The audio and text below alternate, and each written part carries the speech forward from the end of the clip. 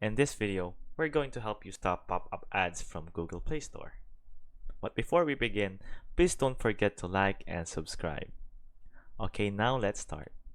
On your Google Play Store, click your avatar on the top right and go to Manage App and Device. Then press Manage. The next thing you should do is press where it says Recently Updated and go to Least Used. Then if it's not an app you use and after an ad has popped up, you want to go ahead and immediately do this.